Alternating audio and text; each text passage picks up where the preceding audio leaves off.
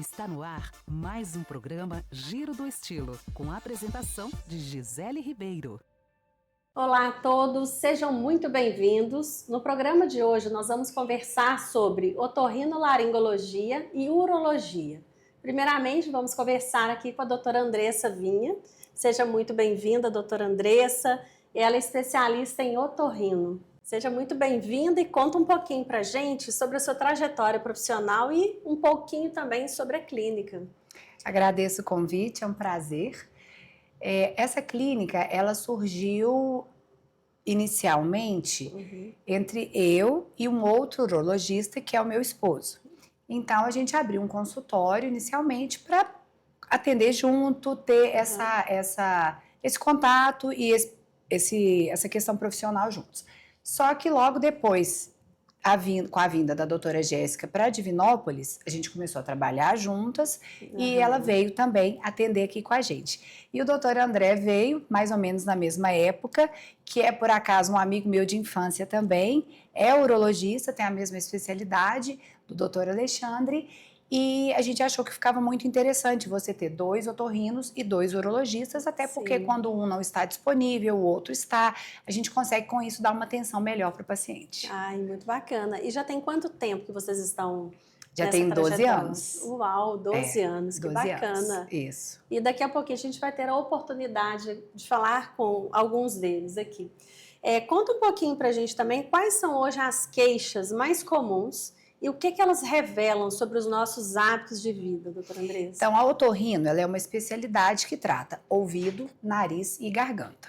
Então, realmente, a gente trata todas elas e garganta inclui tanto as amígdalas quanto a laringe, propriamente dita, que é o órgão da voz. Em grandes centros, você tem subespecialidades da otorrino. Então, você tem o otorrino que trabalha só com ouvido, o outro trabalha só com nariz, só com laringe. No interior, em geral, a gente não tem esses subespecialistas ou super especialistas que a gente fala, que eles iam focar só numa coisa bem específica. Então, são órgãos dos sentidos. Então, é o olfato, é a audição, a voz. São questões que são muito delicadas e quando você tem alguma alteração, interfere muito no hábito de vida e na qualidade de vida. Então, aqueles pacientes, às vezes, que não fazem um uso adequado da voz, principalmente os profissionais da voz, eles podem desenvolver com isso rouquidão, disfonia. O paciente que começa a escutar mal, isso tem um reflexo no ambiente de trabalho, nas relações familiares. Aquele paciente que não tem olfato ou que respira mal, ele vai ter impacto em quase tudo, né? Em sono, em alimentação, qualidade de atividade física, preparo físico. Então, a otorrino, ela acaba sendo uma especialidade que quando o paciente começa a ter algum problema, às vezes o paciente chega pra gente, eu vim fazer uma consulta de rotina, eu nunca consultei com o otorrino, que é o que a gente faz no ginecologista, às vezes, no cardiologista. E a primeira coisa que a gente pergunta é, mas você tem alguma queixa? Ah, não tenho, mas eu nunca vim, eu gostaria de fazer esse check-up e tal. Isso é muito interessante, porque é difícil você descobrir alguma coisa oculta ali, ou escondida, ou que não está diagnosticada na otorrino, porque como são órgãos dos sentidos muito delicados, você acaba tendo sintoma. Então, o paciente que não tem sintoma, ele não precisa se preocupar em fazer consultas de rotina igual tem que fazer, né? Precisa fazer com cardio, com ginecologista, com urologista. Mas se tem queixas, tem que vir sim. E o que o paciente precisa saber antes de confundir? Gripe, rinite e sinusite? Em geral, é muito parecido. Eu falo com os meus pacientes, os sintomas são muito parecidos. Às vezes chega pra gente, eu tenho sinusite. Na verdade, tem crises alérgicas de repetição ou tem resfriados de repetição. Então, a gripe, ela é uma infecção por vírus. Eu peguei aquele vírus, ela vai durar 7 a 10 dias e eu posso ter diversos sintomas. Obstrução nasal, ficar escorrendo o nariz, aquele mal-estar, a garganta arranhando, a tosse. Então, o que chama atenção na gripe, no resfriado, é que você tem às vezes um acometimento do estado geral, esse mal-estar, essa prostração, uma febrinha, que não existe na sinusite e nem na rinite. A rinite não, é um processo alérgico. Então eu tenho às vezes os mesmos sintomas, obstrução nasal, a garganta arranha, uma tossezinha, uma sensação de peso na face, mas é desencadeada por algum contato com algum alérgeno específico. Sim. Fui arrumar um armário, fui sentir um cheiro, mudou o tempo, estava frio, ficou quente, mofo. E os sintomas, eles são predominantemente mais nasais mesmo. Pode ter um padrão mais obstrutivo. Nossa, a hora que eu sinto o cheiro de mofo, tampa tudo. Ou não, a hora que eu sinto o cheiro de mofo, parece que meu nariz vira uma cachoeira. E a sinusite, diferente do que muita gente pensa, não é uma doença crônica. Não é igual, eu tenho hipertensão arterial, vou ter que tomar a medicação todos os dias. A sinusite não. Você tem várias crises de sinusite. Sim. E muitas vezes o que o paciente chega pra gente falando que é uma sinusite, é uma rinite, é um resfriado. A sinusite bacteriana, ela precisa ser tratada com antibiótico. E, em geral, ela ocorre 7 a 10 dias depois de uma crise de alergia ou de uma crise de resfriado. Certo. As sinusites crônicas, elas podem ser simplesmente uma alergia, que o paciente acha que é uma sinusite crônica, ou eu posso ter alguma alteração mesmo ali no nariz que exige um tratamento cirúrgico. Aí o tratamento vai ser cirurgia. É diferente. E no caso, por exemplo, dormir mal por causa do ronco é, né, horrível, e é muito comum também, né? Agora, em que momento que o ronco ele deixa de ser apenas um incômodo e passa a ser um sinal de alerta ou até mesmo de apneia? Então, o roncar é considerado normal, entre aspas, né?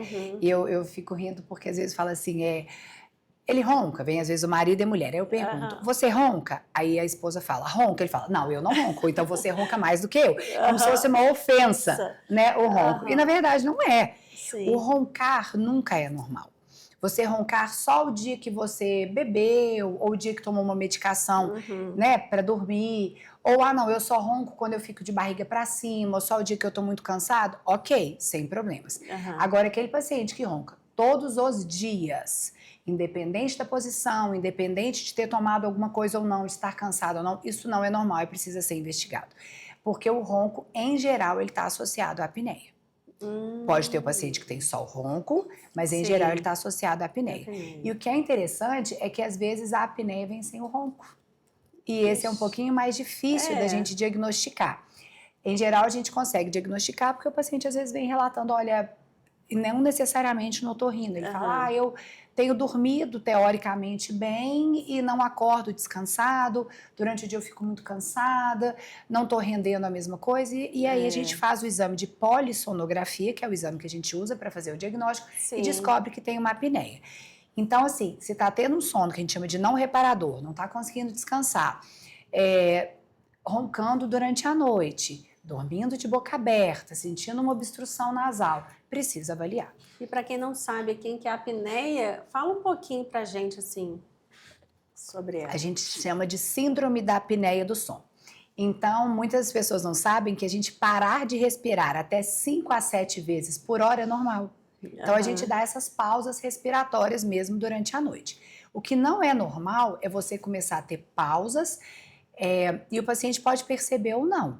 Às vezes o acompanhante relata, não, tem hora que ele vai roncando, de repente ele para e aí acorda sufocado.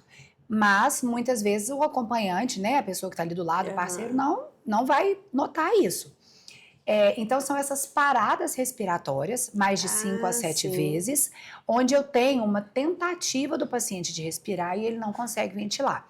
Então isso é um problema de saúde, é um problema grave, porque você tem uma queda de oxigênio, todas as vezes. E uma outra coisa interessante é que a gente tem o estágio 1, 2 e 3 e o sono REM, que é o sono profundo. Quando a gente chega no sono profundo, eu falo que é aquele sono que você está entregue, que você está lá todo relaxado e tal.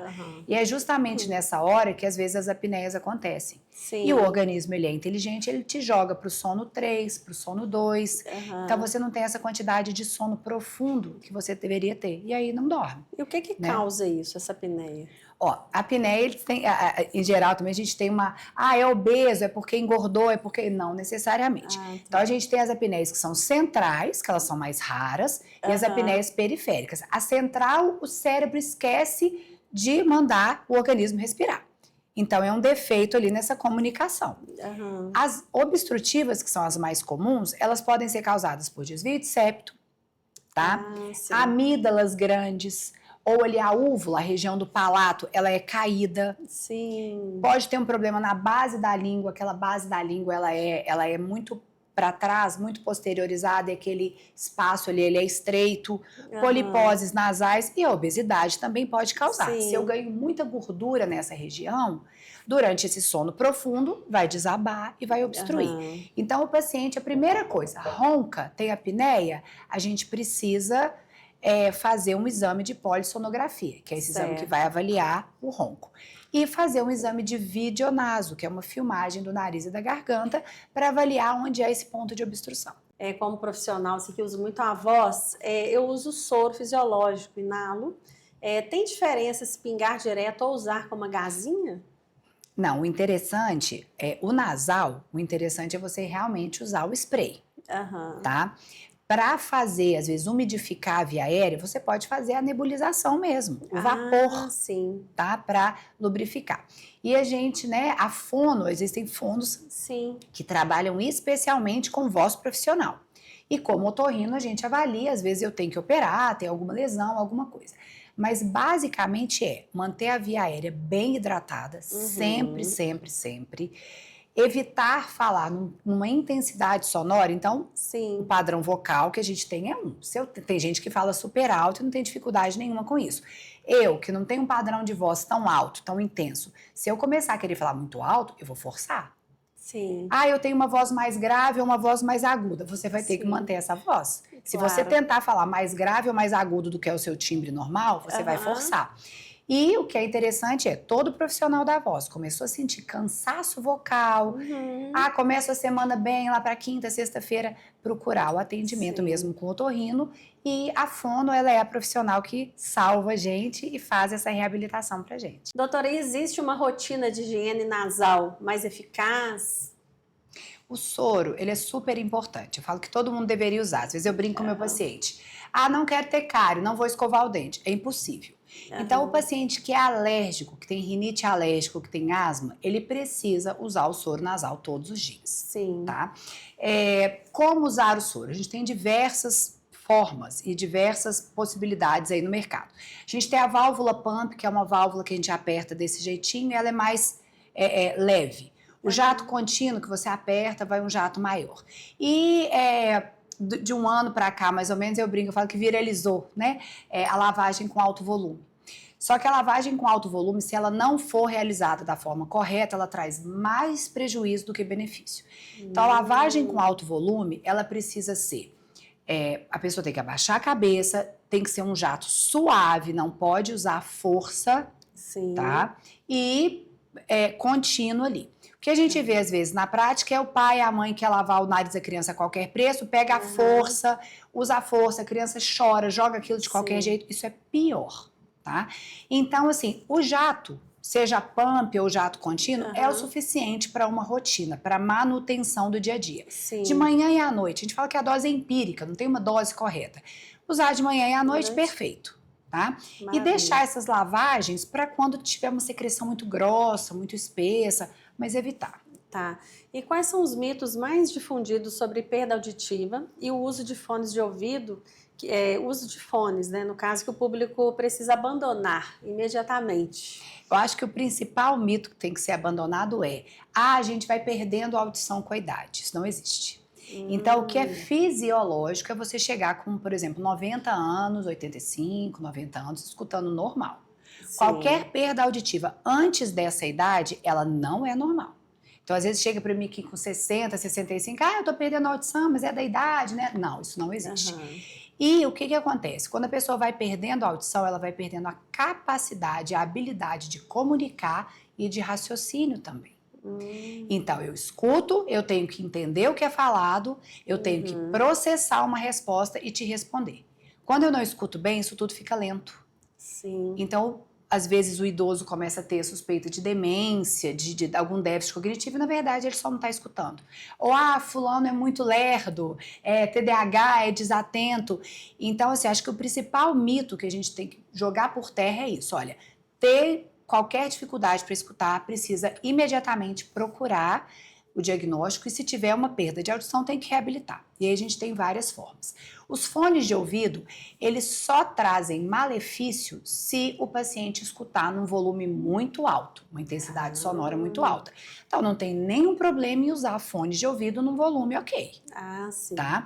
Então o que a gente preocupa principalmente em adolescentes é esse uso por várias horas e o volume muito alto.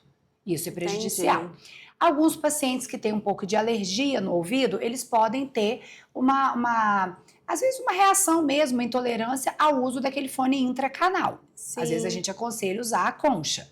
Mas, se não tem nenhum problema, pode usar.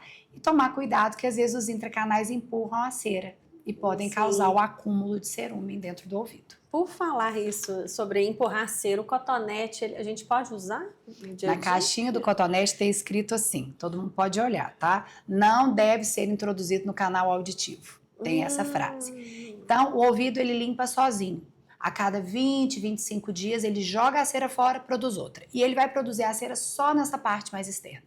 Se eu uso o cotonete, eu tiro uma parte, mas eu acabo empurrando outra. Então, acaba predispondo ao acúmulo de cera e se eu tirar a cera demais, fica sem proteção. Alguns pacientes realmente têm problema nesse mecanismo de limpeza do ouvido. E aí, às vezes, precisa vir ao otorrino para tirar esse cerúmen que está acumulado. Mas isso é a exceção, não é a regra. Então, todo mundo, dever de casa, né, vai ler lá na caixinha do cotonete. Não deve ser introduzido no canal auditivo. É só na orelha do lado de fora ali, né? E nem ficar, porque às vezes ele cola, vou colocar só aqui na beiradinha, acaba empurrando. Nada, do lado de fora. Gente, é impressionante. Estava doida querendo saber sobre isso. Porque eu sou mestre em usar o cotonete, achando que não é só introduzir muito. Eu achava que por fora ali, um pouquinho, só no inicinho, que poderia. Eu costumo orientar meus pacientes a limpar com papel toalha, às vezes mesmo, ou com a toalha, vem aqui com o dedinho mais gordinho para não entrar lá, e vem e limpa essa parte externa, que aí você consegue tirar o excesso, esteticamente fica ok, sem trazer problema. Ótimo. E quais são os sintomas que exigem procura assim, imediata do especialista, né, sobretudo em crianças e idosos? O otorrino é uma especialidade que não tem muitas emergências. Tá? Mas uma doença que às vezes chama atenção e ela ficou mais prevalente depois do Covid, porque são vários vírus que podem causar, inclusive o Covid. É o que a gente chama de surdez súbita. O paciente, ele tá ok hoje, à noite, à tarde, de repente ele nota um rebaixamento importante da audição. E a surdez súbita, ela precisa, a gente tem que entrar com o tratamento em até 5 dias. Então, acaba sendo uma questão, né, que precisa procurar mais rápido. Nas crianças, as infecções é que acabam trazendo o paciente com mais rapidez para o otorrino, mas nem sempre você consegue marcar o otorrino ali na urgência. Então, as otites, as amidalites, as sinusites, esse paciente acaba indo para o pronto atendimento, tá? Mas a surdez súbita, às vezes, você não consegue que o médico do pronto atendimento, que não é especialista, não saiba. E os sangramentos nasais também são questões que precisam ser vistas rápido. Se sangra e para, você tem um tempo ali para conseguir procurar o especialista, mas não é interessante demorar muito. Agora, aquela epistaxe que não para de jeito nenhum, acaba indo para o pronto atendimento e a gente acaba precisando de uma avaliação do otorrino. Ótimo, doutor. E lembrar, né, por último, das rouquidões. Toda voz que fica rouca ali, mais de 15, né, até 2 semanas, ok. Passou disso, precisa investigar. Bacana. E tem algo assim que não foi perguntado, que você gostaria de acrescentar? Eu acho que da especialidade a gente conseguiu abordar quase tudo, né? A gente falou bem de nariz, falou bem de garganta, bem de ouvido. Lembrar que é uma especialidade que olha desde bebezinho lá na UTI, né? Pequenininho, prematuro, até os pacientes mais idosos. E é uma especialidade que trabalha tanto com consultas, exames complementares e cirurgias também. Bacana. E acaba que cada otorrino tem um perfil, né? Um trabalha mais em consultório, o outro mais em cirurgia, o outro vai mais para a parte de exame complementar. Mas é uma especialidade interessante, eu gosto muito de trabalhar com ela. Adorei ele entrevistar, viu? E para quem quiser agendar uma consulta aqui na sua clínica, como que seria? Aí a gente tem o telefone, o contato, a gente disponibiliza o contato. E é só entrar em contato e agendar a consulta. Bacana, convênio particular. Isso. Ótimo, muito obrigada pela entrevista. Viu? Eu é que agradeço o convite mais uma vez. Muito obrigada. E nesse bloco nós vamos conversar com o Dr. André Barragá, ele é médico urologista. Seja muito bem-vindo, doutor.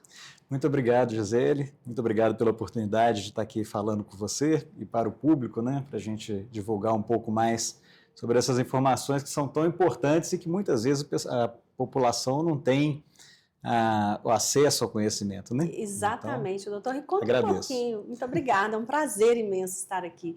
Conta um pouquinho sobre a sua trajetória antes da gente falar um pouco sobre a urologia. É até interessante, né? Quando eu entrei na faculdade, eu fiz na UFMG, lá em Belo Horizonte.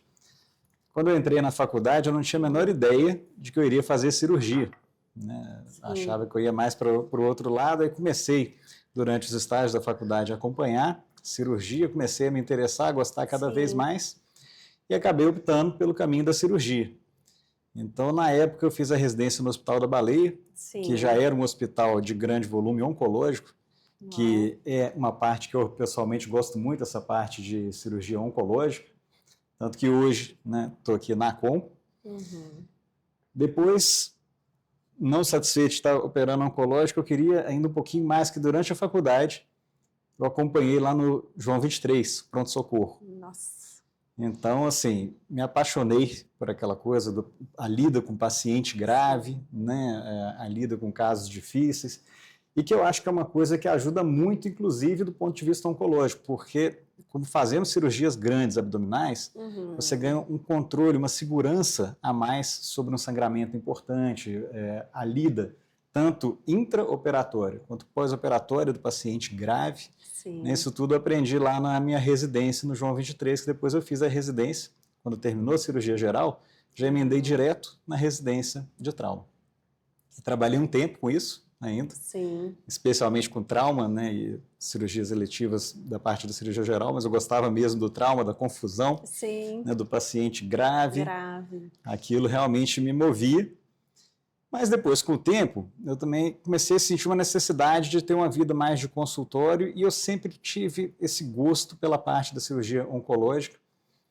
E a especialidade de urologia, ela me trouxe exatamente essa facilidade, que eu tenha, né, tanto a lida de consultório de doenças que não são cirúrgicas, quanto a lida cirúrgica, inclusive cirurgia de grande porte. Então, eu acabei fazendo a residência em urologia lá no Hospital Felício Roxo. E quando estava terminando, recebi o convite aqui, né, dos colegas, da doutora Andressa, do doutor Alexandre, né, que é meu colega aqui no consultório, né, que me chamaram, e eu fiquei muito feliz pelo convite e vim, e aí já tem 8 anos que eu estou aqui em Divinópolis. Poxa, parabéns, quanta experiência, quanta trajetória, né? Obrigado. Interessante, uma bagagem assim, incrível, pegou casos graves, né, então tem muita experiência, e hoje em consultório, então os casos mais leves para você... Super tranquilo, né, doutor? Realmente tem um contraste. Bacana demais, muito bom. Quais são os erros mais comuns hoje relacionados ao consumo de água, bebidas energéticas e álcool que prejudicam diretamente o trato urinário? Então, acho que o maior erro, principal erro, e é um erro muito comum para toda a população, é o hábito de beber pouca água. Né? O ideal para um adulto de 70 quilos é beber em torno de 2 litros de água por dia. Né? Ah, mas 2 litros é muito? Não, não é. Na verdade, é até meio pouco. Uma cidade quente, igual a Divinópolis, pode ser necessário 2,5 litros, 3 litros. Então, assim, o principal erro mesmo é o baixo consumo. E como que eu vou fazer para saber? Eu tenho que ficar medindo? Olha, se você não quiser ficar medindo, que realmente é difícil, né?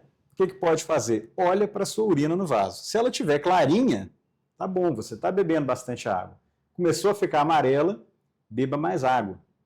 Precisa ser só água? Porque eu já escutei muito no consultório, o paciente falando assim, nossa, mais água, eu não consigo beber água, começa a beber, minha boca meu estômago até embrulha. Pode ser suco, né? Pode ser suco.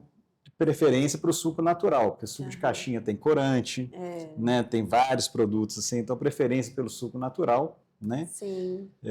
Pode ser chá também é ótimo, porque chá é natural, né? São folhas secas ali com água, então chá é uma maneira excelente do paciente conseguir aumentar o aporte de água. O pepino, ele tem muita água, né? Pepino tem muita água, né? Melão, melancia, são frutas que vão ajudar.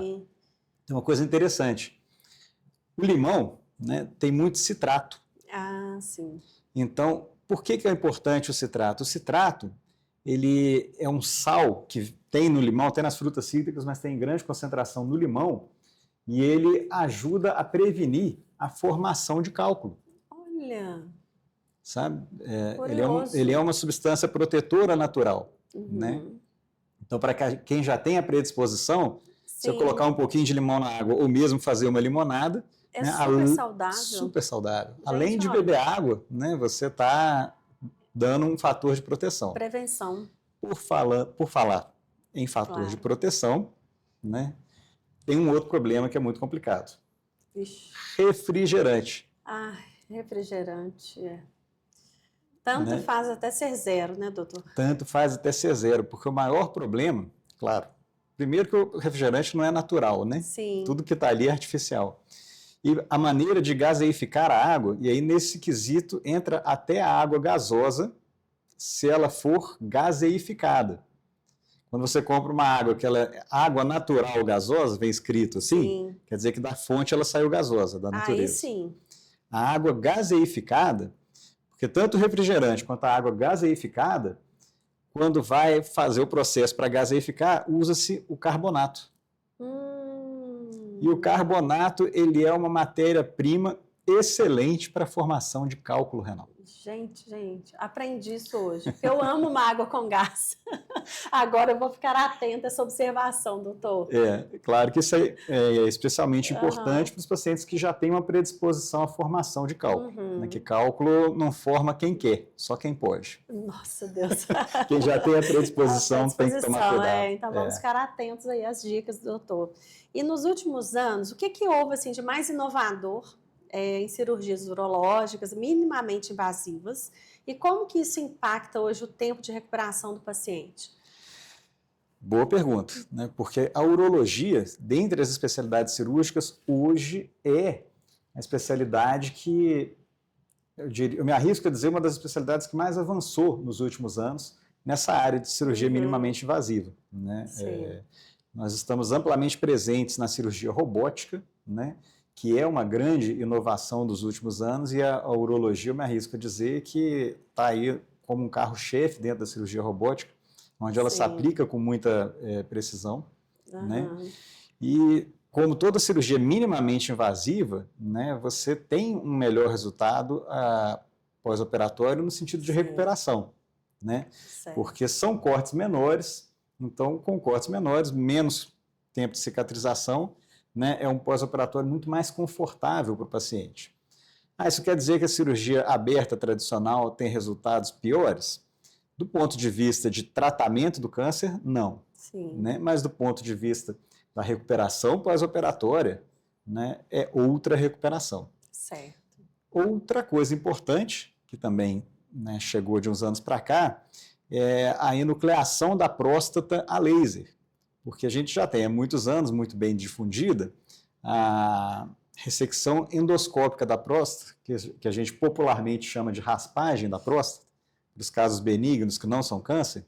Sim. Só que esse método tradicional, mesmo hoje a gente tem o plasma, que já é um método sensacional para fazer isso, a gente tem uma limitação de tamanho. Quando a próstata é muito volumosa, até então a gente só tinha a opção da cirurgia aberta. Sim. E de uns anos para cá, mesmo próstatas volumosas podem ser operadas sem precisar fazer corte. Por videolaparoscopia? Pela própria uretra. A gente não faz nenhum corte por fora, a gente faz tudo por dentro, né? Passa pela uretra, que já é um orifício natural, você olhando o paciente, você não vê. E aí a gente consegue dessa maneira, mesmo com próstatas volumosas, que até há 5 anos atrás todo mundo ia operar, hoje em dia a gente já consegue fazer isso de maneira totalmente endoscópica, sem corte nenhum. Nossa, muito bom, uma evolução, né, doutor? Sim. Muito bom. Agora falando aqui sobre tabu, né? Ainda existe muito tabu quando a gente fala de urologia. Sim. Quais são os impactos desse silêncio na saúde masculina e também na feminina? Pois é, isso aí é importante, né? Porque muita gente, né, sofre calada. Acho que ainda muito é isso que você falou, é um tabu, é um medo de falar, né? É verdade. Assim, a questão, felizmente, do câncer, da prevenção do câncer de próstata, da gente fazer uma busca ativa de detecção precoce, né, com o exame do toque retal, é fundamental e, felizmente, esse acho que a gente está conseguindo fazer um bom trabalho na difusão, né, e melhorou a prevenção. A gente percebe que mais pacientes têm procurado para fazer o exame, o que deixa a gente muito mais tranquilo do ponto de vista da detecção precoce. Claro. Mas esse ainda não é o maior tabu. É mesmo, doutor? É. Qual que seria? Maior tabu, né, é a famosa impotência sexual. Até hoje, a gente está aqui, né, nos anos 2025, até hoje, a média de tempo que leva um paciente, quando ele começa a ter os primeiros sintomas, até procurar o urologista, não é 1, não é 2, é em torno de 4 anos até o paciente procurar. Então, fica por 4 longos anos tendo dificuldade, passando aperto com a parceira, com baixa autoestima e não fala nada. Né? Então, assim, isso é uma coisa que ainda é muito comum. Essa ainda, infelizmente, não conseguimos mudar, mas tem tratamento. Né? A disfunção erétil tem solução. Né? Tem como a gente tratar, e tem muito recurso, né? Mesmo nos casos mais graves, tem como a gente tratar e ajudar a resolver e o paciente voltar, né, a ter uma vida sexual saudável que melhora a autoestima, melhora o dia a dia. Né? Sim, com certeza mexe com a autoestima do homem, né? E com relação às infecções urinárias, né, elas são tão frequentes e principalmente em mulheres. Por que isso, doutor? Mais nas mulheres? Sim, é uma questão, são dois fatores muito importantes. Né? Uma questão anatômica. Sim. Né? A uretra feminina, ela é curta, ela tem em torno de 4 centímetros, porque a maioria das infecções, elas vêm de dentro para fora pela própria uretra. A uretra de um homem adulto tem mais ou menos 20 centímetros. Então, a diferença é grande. A diferença é grande. Além disso, né, assim, tem a questão hormonal também, em relação ao próprio hormônio feminino, ele predispõe um pouco, né, e aí, por proximidade com a vagina é colonizada, né, muitas vezes isso acontece. E outra coisa importante, nas mulheres especialmente, é a menopausa. Sim. Nesse período aumenta, então, a chance de ter? Normalmente aumenta, porque quando diminui a produção hormonal, a flora vaginal normal da mulher, ela serve como um fator de proteção para evitar infecções.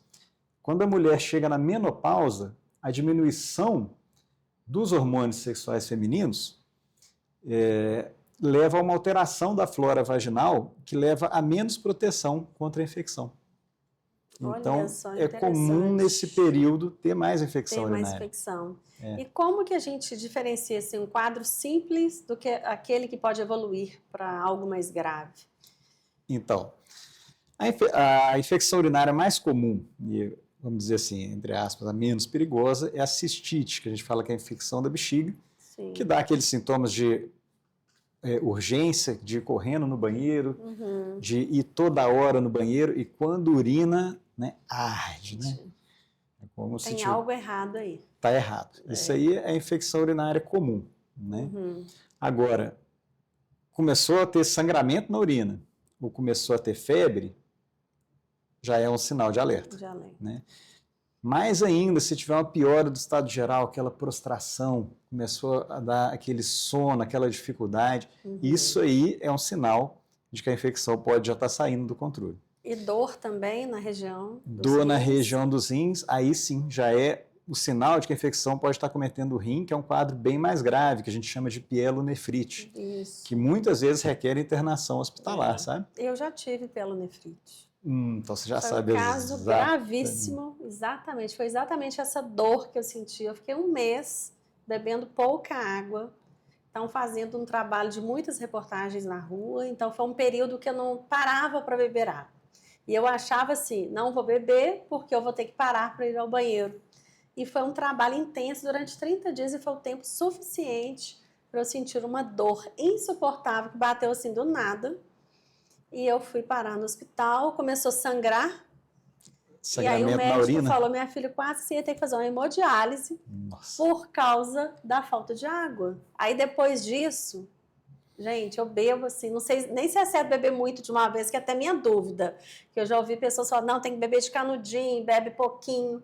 Mas eu bebi assim, devido a esse trauma que eu tive, eu bebo, meu copo ainda é de meio litro. Muito bem, parabéns. Mas é errado. Não, tá certíssimo, né? Assim, beber água é fundamental. Mas mesmo fazendo tudo certo, né, Gisele, ainda pode acontecer. Então, assim, as pessoas têm que levar essa questão da infecção urinária a sério. Sim. Porque quando chega nesse ponto de pielonefrite, é muito mais fácil acontecer a sepse, que é uma infecção urinária grave, né? E você sabe onde que isso é mais comum? No idoso. No idoso? Porque o idoso, ele normalmente já bebe menos água. Uma coisa natural da idade. Faz sentido. O idoso, assim, às vezes pela própria questão do envelhecimento, né, às vezes já não presta mais tanta atenção no que está sentindo, não comunica tanto o que está sentindo. Então o idoso começou a ficar com sinal de infecção urinária, a gente tem que dar uma atenção especial, né, olhar, ver se está passando bem, porque a coisa pode evoluir para um quadro mais grave de uma maneira muito rápida. Muito rápida. Então ele pode beber uma grande quantidade, a gente no geral, de uma vez, tanto faz, ou exatamente para hidratar, igual o pessoal fala, tem que ser no canudinho mesmo? Não, na verdade, assim, o importante é hidratar. Se você beber tudo muito de uma vez, daqui a pouco você vai urinar muito de uma vez e vai passar o resto do dia urinando pouco. Porque esse efeito da urina, ele é mecânico mesmo. Você vai lavando a uretra, toda vez que você urina, você lava a uretra. Então, né, às vezes é mais interessante fazer mais ao longo do dia do que fazer de uma vezada só. Para não sobrecarregar. Mas o pior é ficar sem. Exatamente. Verdade, doutor. A gente tem uma outra pergunta aqui sobre a partir de qual idade que o homem deve iniciar o acompanhamento urológico e quais são os exames que realmente fazem a diferença, né, na prevenção do câncer de próstata. Sim, essa pergunta é muito importante, né? Porque o câncer de próstata, ele é extremamente prevalente na população, né? E como todo câncer, se a gente detecta precocemente, a gente consegue curar, né, efetivamente o câncer. Então, a Sociedade Brasileira de Urologia, ela recomenda que todo homem, a partir dos 50 anos de idade, né, comece a fazer esse rastreio de uma maneira informada, né, para os pacientes masculinos que quiserem fazer esse tipo de rastreio, né? A gente faz o exame com o PSA, que é um exame de sangue, e o exame do toque retal. Mas assim, poxa, em pleno 2025, é importante ainda o toque retal? É muito importante. Por quê? O toque retal, ele até hoje é responsável por cerca de 20% dos diagnósticos. Existem casos de câncer de próstata com o PSA normal, que, aliás, inclusive, tendem a ser cânceres mais agressivos. Isso tudo vem lá da biologia molecular do câncer, né, de como que ele se desenvolve. Na medida que uma célula cancerosa vai se desenvolvendo, ela vai se tornando mais indiferenciada, perdendo as características que ela tinha semelhante com a do tecido de origem. E se isso ficar muito indiferenciado, se o câncer for muito agressivo, ele para de produzir PSA. Então, às vezes, o paciente pode ter um tumor até localmente avançado com um PSA normal. Então, para esse tipo de situação, ainda, né, o toque retal ele é fundamental. É importante. Mas é claro que hoje temos a tecnologia. Então, a gente tem vários outros instrumentos no nosso arsenal que ajudam a gente a facilitar a detecção precoce, né? O diagnóstico mesmo de câncer de próstata, ele é sempre feito com a biópsia. Mas para os casos que a gente está na dúvida, né, porque às vezes o PSA está alto, mas não está muito alto. O achado do toque foi meio duvidoso. A gente pode lançar a mão, por exemplo, da ressonância magnética multiparamétrica da próstata, que veio hoje para ser assim, mais um instrumento para ajudar a gente no diagnóstico precoce. Então, realmente ajuda nesses casos. E uma vez por ano, quer dizer, uma vez por ano já é o suficiente, né? Até a gente faz, né? Eu estou falando dos urologistas de um modo geral, a gente tende a fazer uma avaliação, porque a gente avalia vários fatores. Então, assim, a genética é muito importante. Quem tem um parente, né, um pai ou um irmão, tem um risco bem aumentado em relação à população geral, né, de ter o câncer de próstata. Sim. Então, nesse tipo de situação, quem tem pai ou irmãos com história de câncer de próstata tem que fazer PSA e toque retal anualmente. É só no homem? É só no homem. É impressionante, assim, eu fico com essa dúvida, na hora eu vou perguntar. Não, porque que a mulher é mama e o homem... Exatamente. Né? Mama e útero, né, na mulher. Útero, Inclusive, uma parte da próstata equivalente biológico, né, vem da mesma parte embrionária que daria origem a uma parte do útero. Né? Então, assim, são órgãos equivalentes embriológicos em algum ponto. Mas, realmente, temos muito recurso, né? Muitos recursos hoje para poder fazer a detecção precoce. Né? Então, outra coisa importante que a gente tem que falar, já que eu estou falando que a genética é importante, o homem que tem história na família, né? Tanto pai quanto irmãos, com câncer de próstata, deve começar a partir dos 45 anos a fazer esse rastreio. Então, ou seja, o ideal é a partir dos 45, se ele não tiver na família, 50. Isso. Então, quem não tem história familiar, a partir dos 50 anos de idade. Quem tem um pai, quem teve o pai ou irmão, idealmente a partir de 45 anos a gente já começa esse rastreio. Isso aí. Então, atenção às dicas aí do doutor. E, assim, tá maravilhoso aqui te entrevistar, esclarecendo tantas dúvidas. E tem algo que não foi perguntado, doutor, que você gostaria de ressaltar? A gente já está indo para as considerações finais. Não, acho que você já perguntou assim, as principais perguntas aí que eu acho que a população, né, tem mais dúvida, você já acertou aí muito bem. Muito obrigada. Então, ótimo. Então, muito obrigada aí por esclarecer as dúvidas, viu, doutor? Muito obrigado a você mais uma vez, Gisele, pela oportunidade, que a gente sabe aqui que o seu programa tem uma ampla abrangência e que é sempre muito importante a gente difundir esse conhecimento, né? Claro. E gostaria de me deixar aqui à disposição para quem tiver alguma dúvida, né, pode procurar aqui no consultório que eu terei o maior prazer em esclarecer. Ótimo, muito obrigada, viu? Muito obrigada a todos pela audiência e até o próximo programa Giro do Estilo.